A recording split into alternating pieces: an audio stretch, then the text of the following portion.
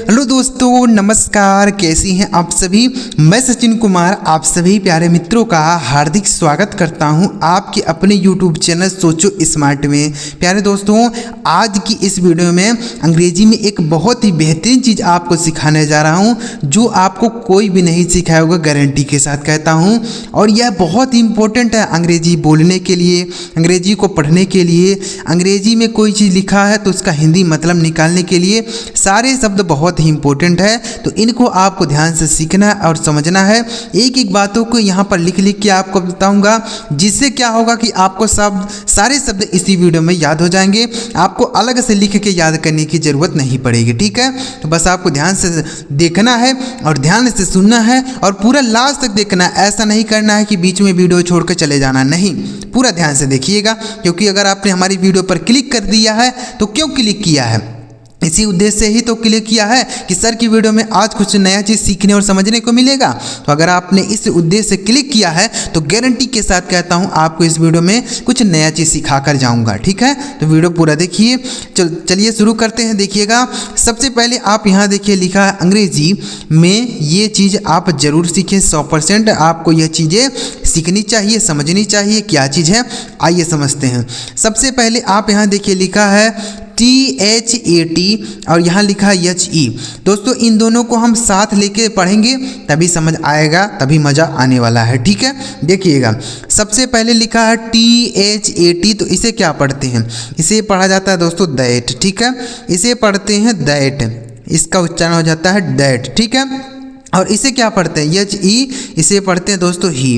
अब आप कहेंगे सर हमें नया चीज़ क्या सिखा रहे हैं, यह सब बातें तो हम जानते हैं। बिल्कुल मेरे भाई, मैं जानता हूं कि यह सब बातें आप पढ़ लेते हैं, जानते हैं, लेकिन नया चीज़ क्या है समझते हैं। देखिए, इस दैट का मतलब दोस्तों होता है वह। क्या होता है मेरे भाई, वह होता है। और इस ही का मतलब भी होता है वह। ये देखिए कितना मज़ेदार चीज़ है, इन दोनों का मीनिंग एक ही होता है। तो ऐसे ही शब्द हम आपको सिखाएंगे जिसका मीनिंग एक होता है। लेकिन ऐसा नहीं है कि सारे जगह यह प्रयोग होता है, सारे जगह यह प्रयोग हो जाता है, नहीं, अलग अलग स्थान पर होता है। कैसे होता है आइए समझते हैं, ठीक है। देखिए, इस दैट का मतलब हो जाता है वह, ही का मतलब भी हो जाता है वह। दैट का प्रयोग दोस्तों किसी वस्तु की तरफ संकेत करने के लिए करते हैं। जैसे वह मेरा घर है, दैट इज़ माई हाउस। वह मेरी गाड़ी है, दैट इज़ माई बाइक, ठीक है। और इस ही का प्रयोग दोस्तों किसी पुरुष के लिए होता है। जैसे वह मेरे पिताजी हैं, ही इज़ माई फादर। वह मेरा भाई है, ही इज़ माई ब्रदर। तो ही का प्रयोग किसके लिए होगा, पुरुष के लिए होगा। और दैट का प्रयोग हम किसी वस्तु की तरफ संकेत करने के लिए करेंगे, समझ गए। तो ऐसे ही कुछ शब्द हम आपको सिखाएंगे जिसका मीनिंग सेम होता है, ठीक है। देखिए, NO इसे पढ़ते हैं दोस्तों नो, ठीक है। और NOT इसे पढ़ा जाता है नॉट।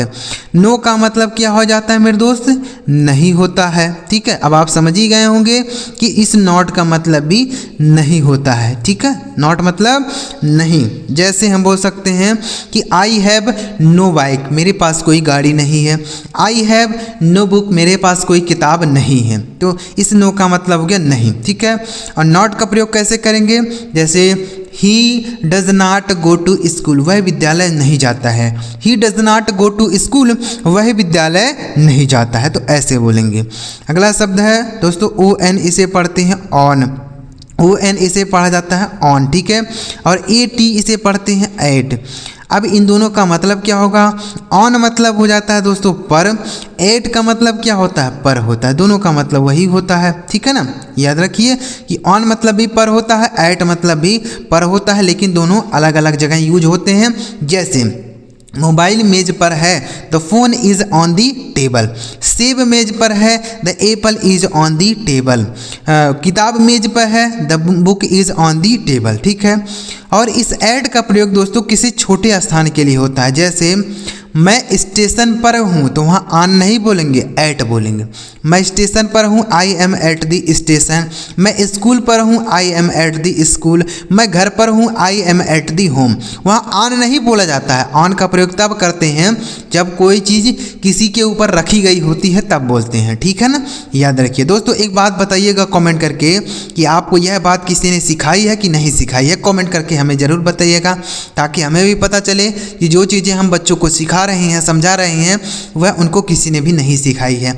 हम तो यही अपना पूरा प्रयास करते हैं कि आपको कुछ ना कुछ अंग्रेजी में नई चीज़ें सिखा पाएँ, समझा पाएँ, ताकि आप अंग्रेजी में कुछ नया कर पाएँ। ठीक है, आगे देखिए अगला शब्द है IN, इसे पढ़ते हैं दोस्तों इन।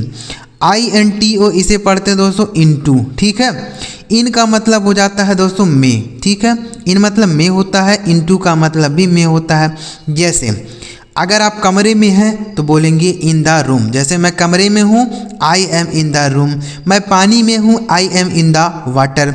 मैं स्कूल में हूँ, I am in the school. ठीक है, लेकिन अगर आप जैसे मान लीजिए कमरे में जा रहे हैं, पानी में कूद रहे हैं, स्कूल में जा रहे हैं, तो आप इनटू बोलेंगे। जैसे मैं पानी में कूद रहा हूँ, I am jumping into the water. ठीक है, मैं कमरे में जा रहा हूँ, I am going into the room. मैं कमरे में जा रहा हूँ, I am going into the room.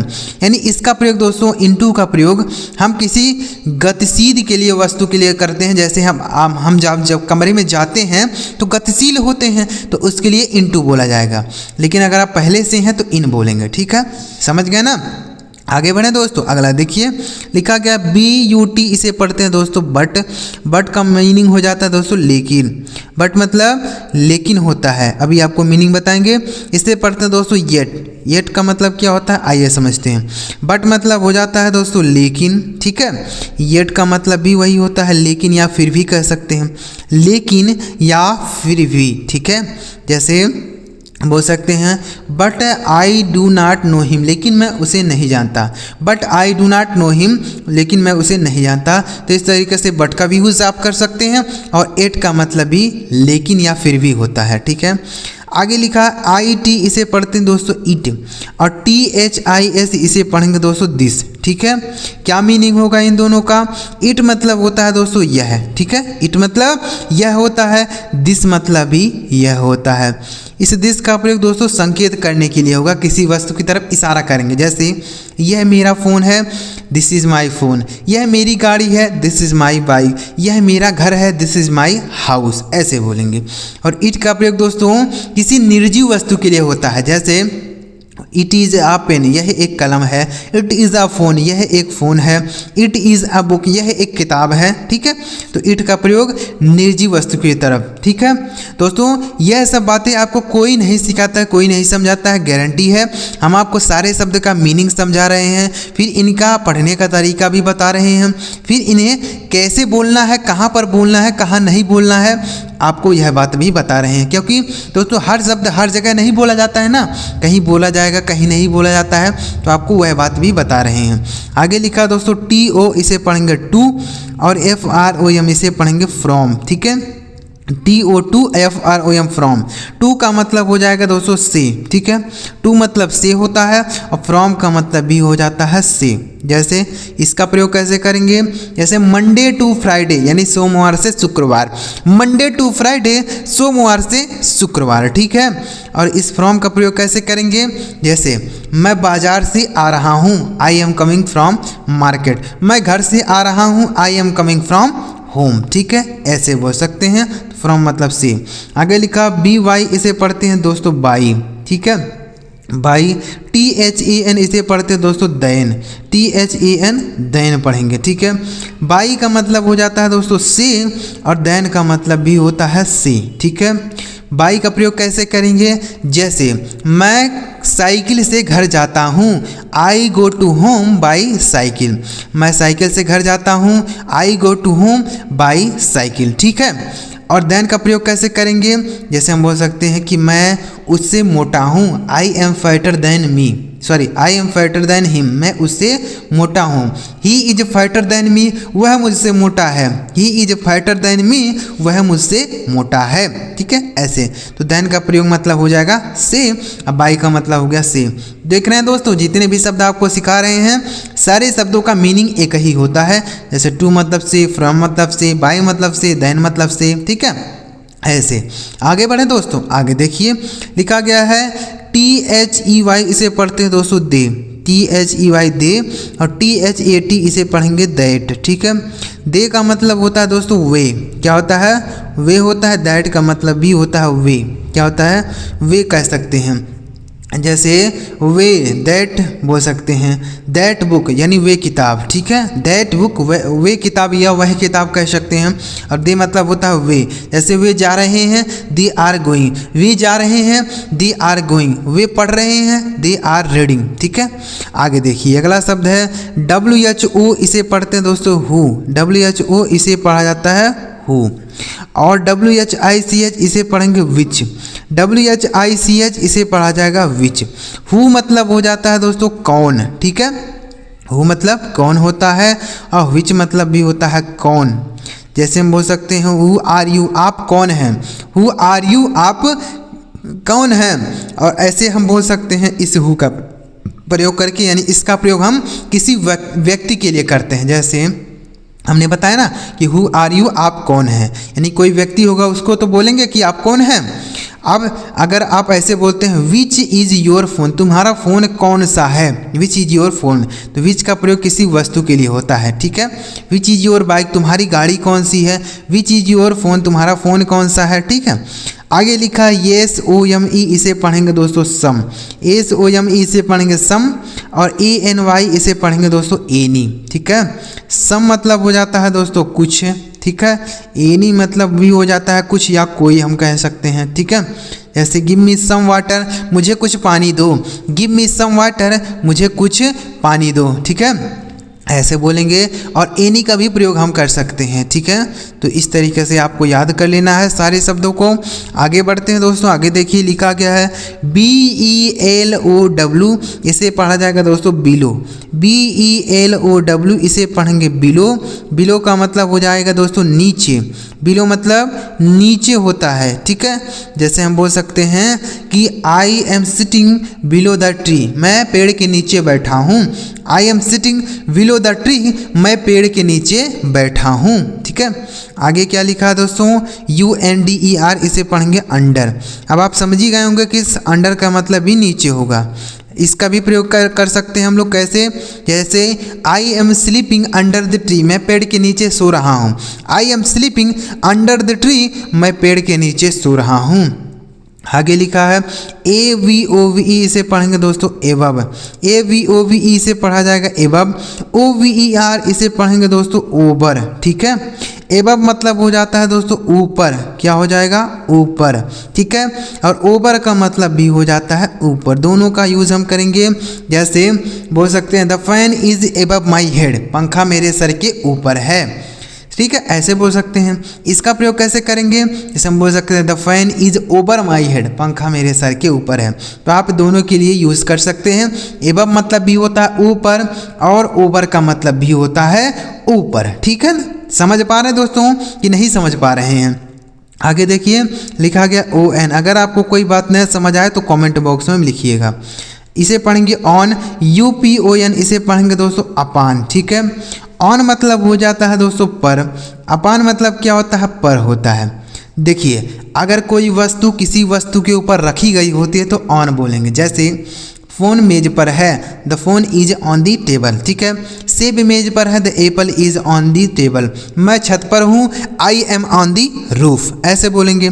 लेकिन इस अपान का प्रयोग दोस्तों हम करते हैं जब कोई वस्तु किसी वस्तु के ऊपर गिरती है, गतिशील में होती है तो अपान। जैसे बिल्ली मेज पर कूद गई, the cat jumped upon the table, बिल्ली मेज पर कूद गई, the cat jumped upon the table. तो इस तरीके से अपान का यूज़ करेंगे, यानी पहले से रखा होगा तो ऑन बोलेंगे, अगर उस पर कोई चीज़ गिर रहा है तो अपान बोलेंगे, ठीक है ना।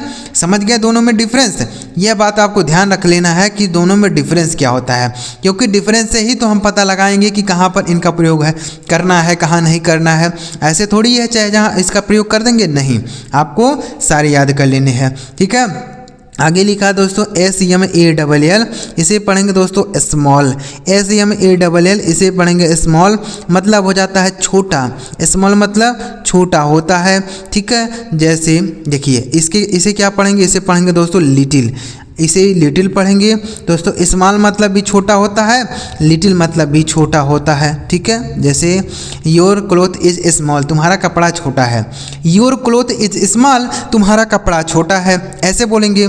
और लिटिल का मतलब भी छोटा होता है, जैसे बोल सकते हैं कि it is a little pain, यह एक छोटा पेन है। ठीक है, तो लिटिल मतलब छोटा होता है, स्मॉल मतलब भी छोटा।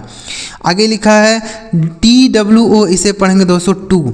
GIVE इसे पढ़ेंगे गिव। ठीक है, टू मतलब होता है दोस्तों दो, और गिव का मतलब भी हो जाता है दो। ठीक है, जैसे हम बोल सकते हैं कि आई हैव टू पेन, मेरे पास दो कलम है। आई हैव टू पेन, मेरे पास दो कलम है। ठीक है, और इस गिव का मतलब कैसे, पानी, जैसे मुझे पानी दो, गिव मी वाटर, मुझे पानी दो, गिव मी वाटर, मुझे खाना दो, गिव मी फूड, मुझे जाने दो, ऐसे बोल सकते हैं। ठीक है ना। आगे लिखा है EAT, इसे पढ़ेंगे दोस्तों ईट। और FOOD, इसे पढ़ेंगे फूड। ईट मतलब भी हो जाता है दोस्तों खाना, और फूड मतलब भी होता है खाना। दोनों में अंतर क्या है समझिएगा। देखिए, जो हम खाने की प्रक्रिया करते हैं, जैसे हाथों से उठा उठा के खाते हैं, तो उसको हम ईट बोलेंगे।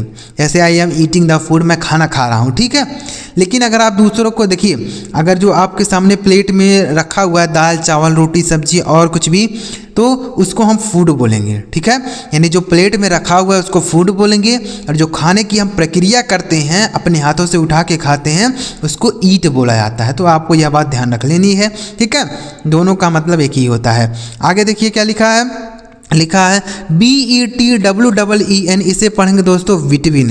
BETWEEN, इसे पढ़ेंगे बिटवीन। ठीक है, और इसे क्या पढ़ेंगे AMONG, इसे पढ़ेंगे दोस्तों एमंग। ठीक है, बिटवीन का मतलब हो जाता है दोस्तों बीच में। क्या हो जाएगा मेरे दोस्त, बीच में। ठीक है, एमंग का मतलब भी हो जाता है बीच में। ठीक है, देखिए, अगर दो व्यक्तियों के बीच में बोलना है आपको तो बोलेंगे बिटवीन। ठीक है, जैसे डिवाइड दी एप्पल बिटवीन देम, यानी उन दोनों में सेब को बांट दो। लेकिन अगर आप बहुत सारे लोगों के बीच में बोलना चाहते हैं तो बोलेंगे एमंग। जैसे मैं अपने दोस्तों के बीच में हूँ, I am among my friends, मैं अपने दोस्तों के बीच में हूँ, I am among my friends. ठीक है, ऐसे बोलेंगे। आगे लिखा है SINCE, इसे पढ़ेंगे दोस्तों सिंस। सिंस का मतलब हो जाता है, देखिएगा FROM, इसे पढ़ेंगे फ्रॉम।